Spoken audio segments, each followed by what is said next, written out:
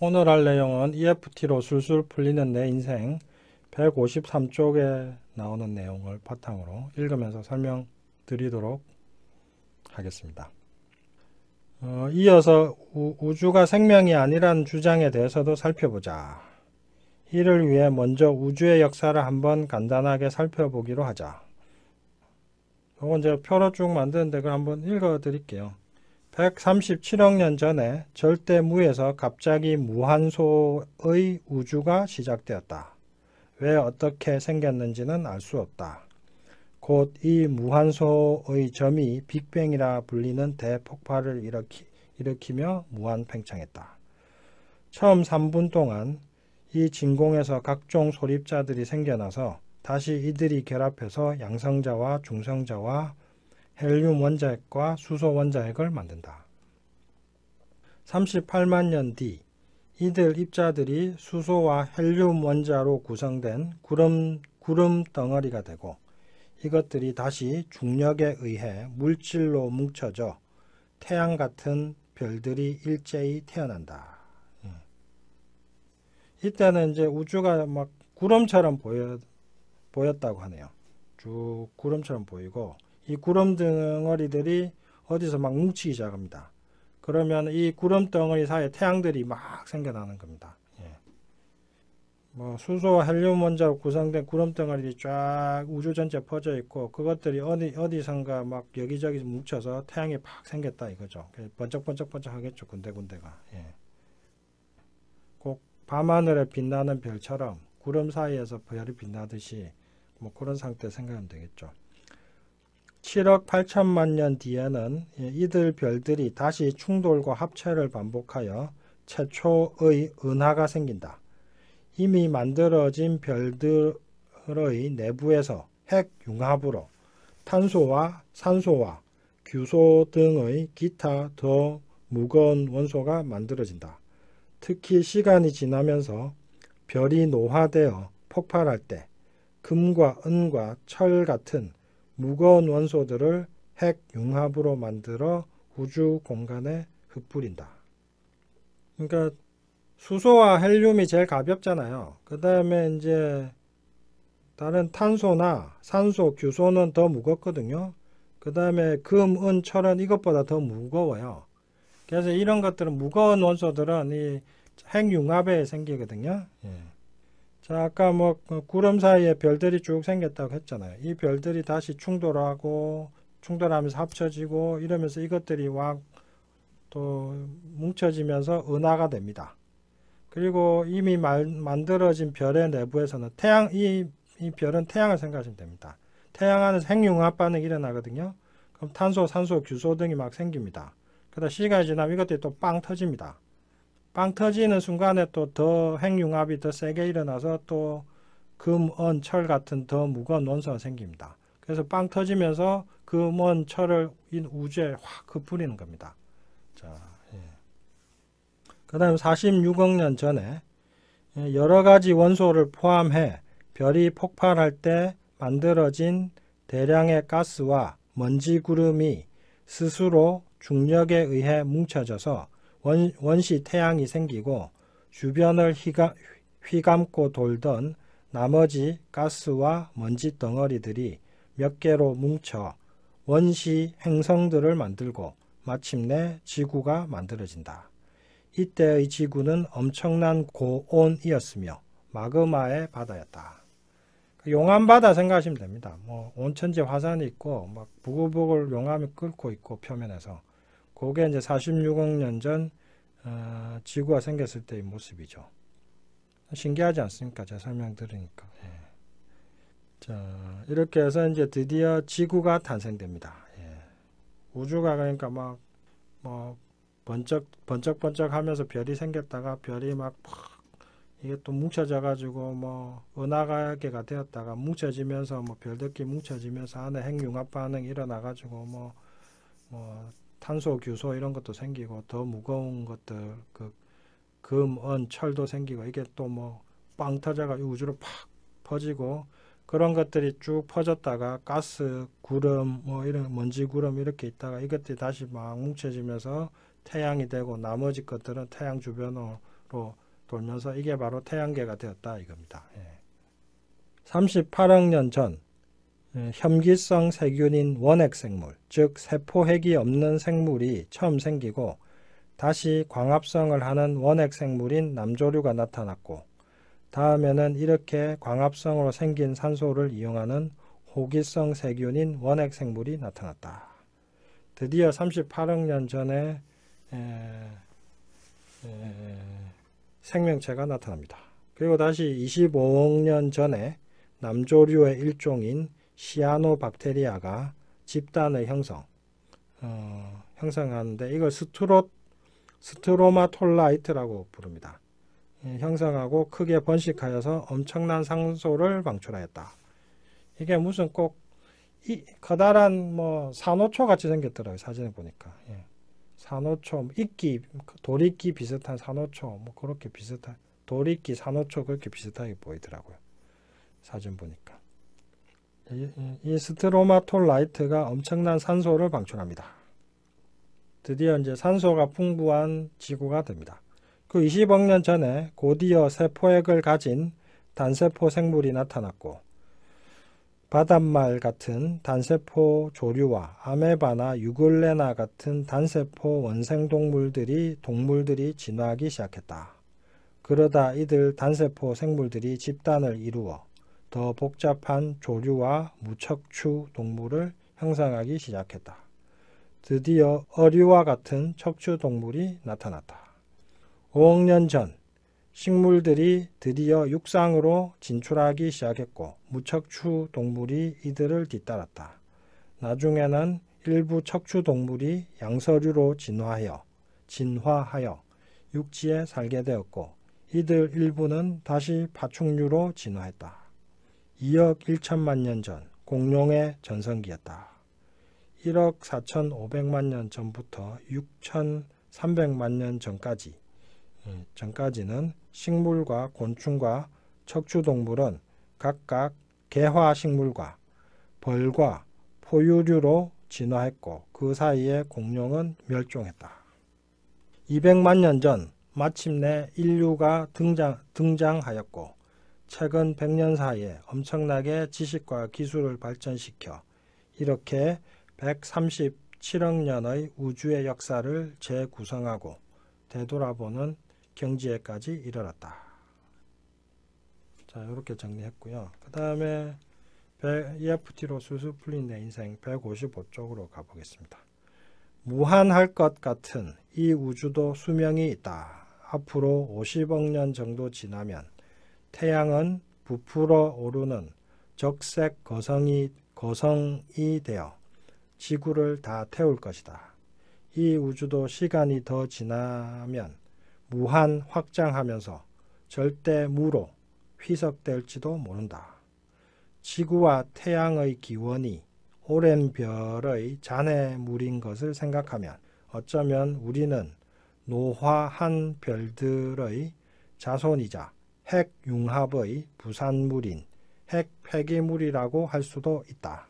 이것이 바로 우주와 우리의 역사이자 순환 과정이다. 137억 년 된 우주의 역사를 불과 한쪽 남짓 되는 분량으로 정리하는 이 순간 나는 이 우주와 하나 되는 무한한 일체감과 편안함을 느낀다. 그와 동시에 하나의 근원적 의식이 절대무에서 시작하여 지금의 정교한 우주로까지 스스로를 계속 재창조하면서 즐기고 있다는 강렬한 느낌이 든다. 이렇게 우주의 진화 과정을 보고서도 아직도 우주는 단순히 무생물이라고 주장할 수 있는가? 이 우주는 우주심, 우주의식이 추는 장엄한 춤이자 거대한 생명의 흐름이다. 이번에는 다음 페이지의 표를 살펴보자.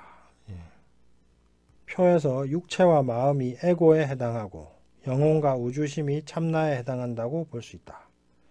개별적인 존재로서 우리는 이러한 우주의식의 한 부분적 표현이다.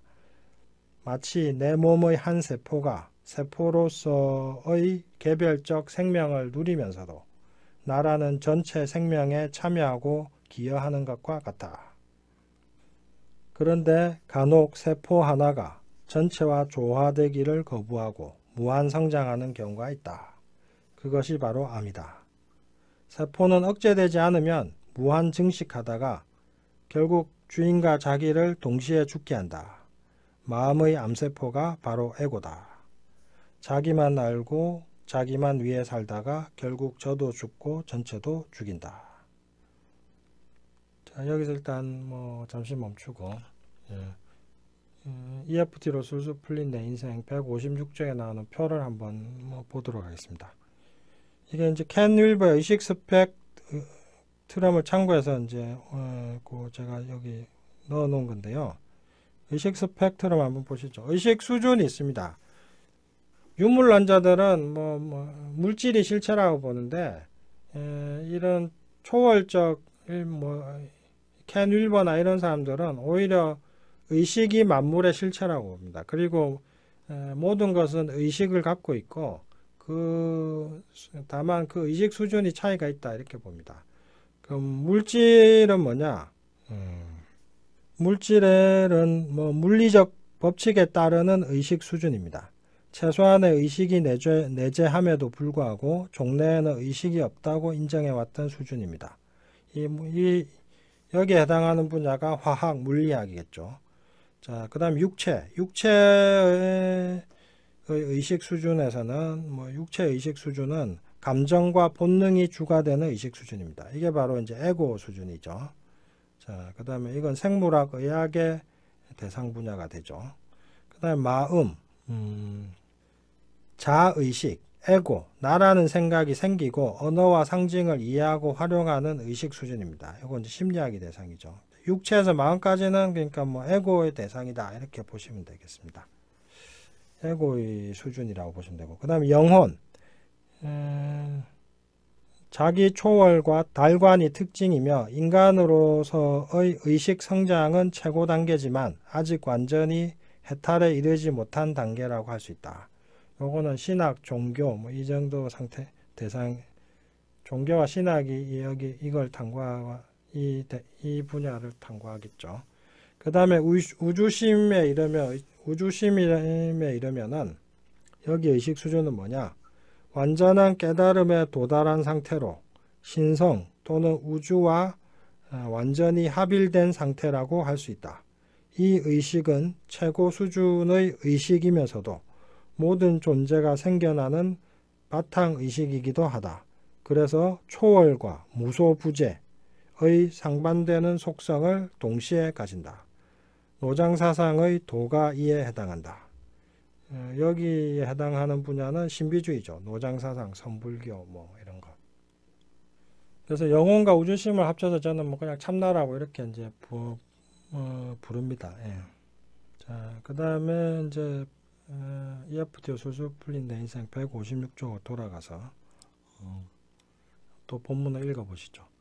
바닷물이 하나의 물방울로 증발되어 이 지구 곳곳을 여행하다 마침내 바다로 돌아와 하나가 된다. 마찬가지로 우리도 우주의식에서 모두 나로 분리되어 삶이라는 여행을 다니고 삶이라는 꿈을 꾼다. 하지만 우리는 형상적으로는 분리되어 보이지만 무의식 또는 참나로는 항상 이 우주 또는 우주의식, 우주의 마음과 하나다. 우리 몸은 100조 개의 세포가 있고 각 세포의 모습이나 기능도 그 수만큼이나 다양하다. 그런데 이 100조 개의 세포가 원래는 단 하나의 수정란에서 비롯된 것이다. 즉 1이 다가 된 것이다. 하나가 이 많은 모든 것이 된 것이다. 우주의식이라는 1이 우리라는 다를 전부를 만든다. 그런데 왜 우주는 1에서 다가 되려고 할까? 마늘 다자 있잖아요. 1에서 다가 되려고 할까? 이 우주는 창조의 경험을 즐기기 때문이다. 이 창조의 경을 즐기기 때문에 뭐 아리송한데요. 사실 인도 신화를 연구해 보면 이 우주가 왜 생겨났냐면 창조주가 심심해서 이 우주를 만듭니다. 그러니까 하느님이 놀려고 우주를 만드는 거예요. 창조주가. 그게 유물 그 인도 신화 보면 나오는 건데, 그래서 이 놀이가 중요한 겁니다. 창조주도 이 우주를 만들어 놓고 이 우주라는 자기가 만들어낸 이걸 또 춤이라고 표현도 하거든요. 신이 추는 춤이 바로 이 우주입니다. 이 모든 삼라만상은 신이 창조주가 만들어내는 어떤 춤입니다. 그걸 보면서 자기도 재밌어하고 그걸 자기가 만들어 놓고 자기가 감상하는 거죠. 자, 그 다음 또 읽어보겠습니다. 장황하게 참나를 설명하긴 했지만 참나를 생각으로 이해하는 것만큼 어리석은 것은 없다. 그것은 메뉴판으로 음식을 대신하는 것과 같다. 참나는 에고가 사라지는 만큼 자연스럽게 경험하게 되며 모든 존재의 근원이다. 내가 보기에 궁극적 삶의 의미란 바로 이것이다. 참나의 안내에 따라 삶의 여행을 충분히 경험하고 참나의 지도에 따라 삶의 꿈에서 맡은 배역을 충실히 수행하면 마침내는 내가 바로 참나임을 깨닫게 된다. 따라서 삶의 과정을 충실히 따를 때 자연스레 참나를 만나고 경험하게 될 것이다. 결국 이게 이제 결론인데요. 이 결론을 설명드리기 위해서 도대체 나란 무엇인가 이렇게 쭉 벌써 지금 몇 달째입니까? 이렇게 설명드리고 있는 겁니다.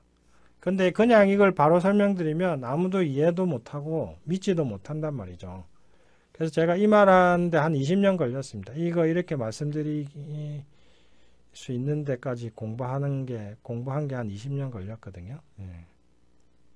이 우주가 마음이다라고 쓰는 걸 저는 한 20몇 년 전에 한 21살 때 느끼긴 했는데 그런 것 같다라고 느끼는데 저도 설명도 못하겠고 제가 미친 게 아닌가 이런 생각도 좀 들고 그래서 이제 꾸준히 그때부터 공부했던 것들을 이렇게 책으로 써서 정리해서 지금 이렇게 설명을 드린 겁니다.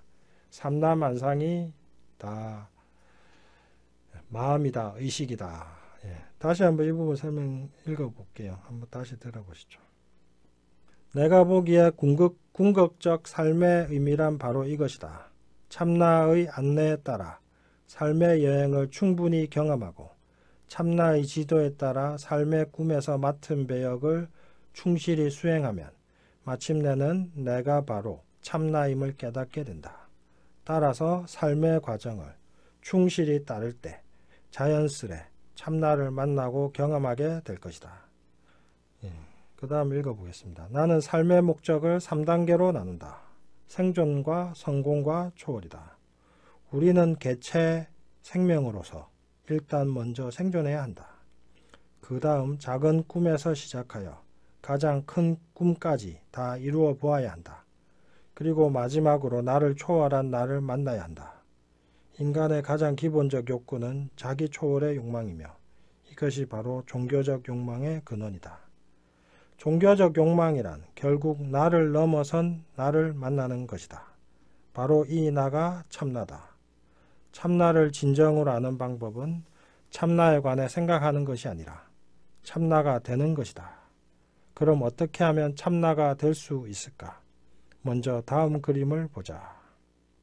이거는 EFT 술술 풀린 내 인생 158쪽의 그림이 나옵니다. 요거 그림 참고하시고요. 일단 그림 설명 읽어볼게요. 의식과 무의식은 흔히 빙하로 묘사된다. 수면 위에 드러난 빙하의 부분이 의식이고 잠겨서 보이지 않는 부분이 무의식이다. 빙산의 일각이란 말이 있듯이 무의식은 의식보다 훨씬 거대하다. 무의식은 우리의 행동과 사고와 반응의 98%를 결정한다. 삶의 매 순간 우리는 내부에서 판단이 떠오른다. 이런 내부의 판단은 내부 대화, 혼잣말, 속생각의 형식으로 끊임없이 떠오른다.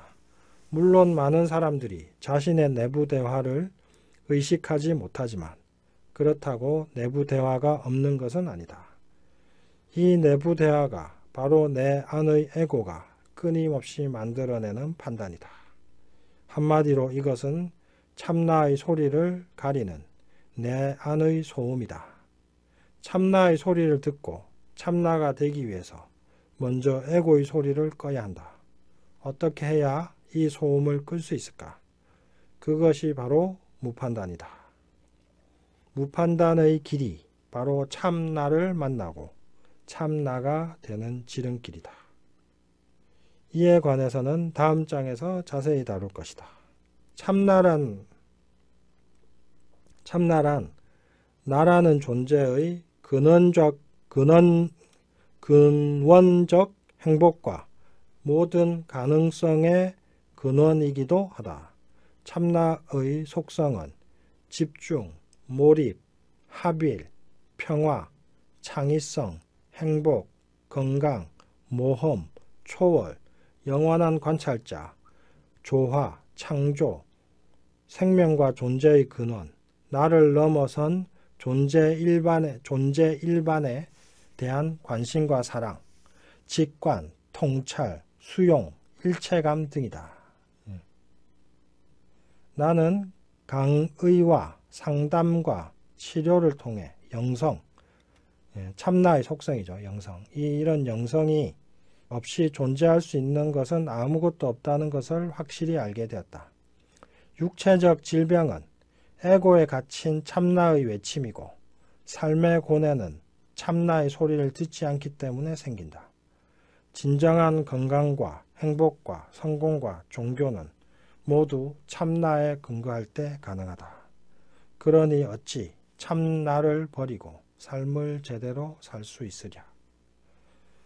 자, 그 다음에 에고에 의지하는 삶은 돛을 접은 채 노를 저어 태평양을 건너는 배와 같다.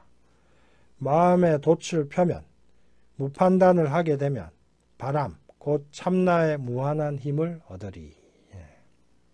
이 마지막 구절이 또 엄청 중요한 건데, 뭐 저는 되게 감동적이네요. 읽으면서도 제 스스로도 참 감동적이네요. 다시 읽어볼게요. 나라는 존재의 근원적 행복과 모든 가능성의 근원이기도 하다. 참나의 속성은 집중, 몰입, 합일, 평화, 창의성, 행복, 건강, 모험, 초월, 영원한 관찰자, 조화, 창조, 생명과 존재의 근원, 나를 넘어선 존재 일반에 대한 관심과 사랑, 직관, 통찰, 수용, 일체감 등이다. 나는 강의와 상담과 치료를 통해 영성 없이 존재할 수 있는 것은 아무도 없다는 것을 확실히 알게 되었다. 육체적 질병은 에고에 갇힌 참나의 외침이고 삶의 고뇌는 참나의 소리를 듣지 않기 때문에 생긴다. 진정한 건강과 행복과 성공과 종교는 모두 참나에 근거할 때 가능하다. 그러니 어찌 참나를 버리고 삶을 제대로 살 수 있으랴. 제가 요즘 칼융 다큐멘터리를 좀 보고 있는데요. 칼융이 처음에는 개인의 의식에 대해서 연구하다, 그 다음에 이제 집단 무의식, 그러면서 이제 집단 무의식 탐구하게 되고, 그러면서 영성에 많이 연구하게 되었는데, 마지막에 그런 한탄을 했답니다. 내가 영성의 중요성을 깨닫긴 했는데, 영성에 대해서 많이 말을 못해서 그 후회가 된다. 근데 이미 말년이니까 더 이상 어떻게 할 수 없었죠. 그런 영성에 대한 것을 이어받아서 많이 얘기해 준 사람이 이제 칼융의 제자인 조셉 캠벨이죠. 칼융의 제자 조셉 캠벨의 신화 힘 이런 거 한번 읽어보시면 참 좋습니다. 자, 이렇게 해서 참나에 대해서 했고요. 참나에 대해서 이렇게 일단 오늘 하고요. 다음 시간에 또 이어서 참나에 대해서 하도록 하겠습니다.